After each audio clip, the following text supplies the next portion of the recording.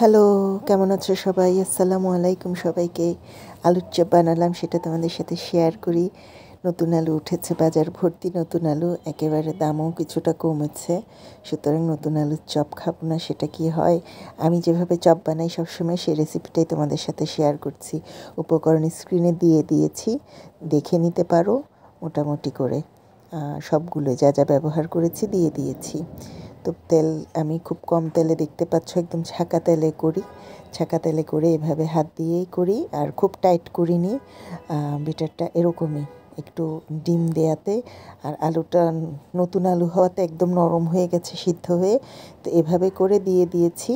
দেখতে পাচ্ছ খুব একদম ডুবো তেলে ভাজিনি, গায়ে গায়ে তেলে ভেজে এভাবে করে দিয়ে যতগুলো সম্ভব। এরপর এক পিঠ হলে আরেক পিঠ তেলে কিন্তু লেগে শক্ত হয়ে যাবে।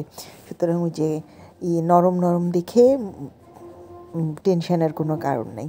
একটু বসিয়ে দিতে পারলে যখন নিচটা হয়ে যাবে তখনই সুন্দর করে উল্টে যাবে, শক্ত হয়ে যাবে। তো আমি কম তেলে এভাবে করেই ভেজে নেই আলুর চপ। শীতের সন্ধ্যায় নতুন আলু দিয়ে ট্রাই করতে পারো। উপকরণ আবারও বলছি, দিয়ে দিলাম। যারা যারা ভিডিওটা দেখেছো ধন্যবাদ জানবে, সাথে থাকলে সাথে আছি। ভালো থেকো সবাই। শীতের সন্ধ্যায় তোমাদের জন্য আলুর চপ গরম গরম বানিয়ে খেয়ে নাও। রেসিপি তো দিয়েই দিলাম। আর সকল হিংসা ভুলে হারুন আঙ্কেল না হয়ে হাউন আঙ্কেল হয়েও না। একটা লাইক কমেন্ট করে সাথে থেকো।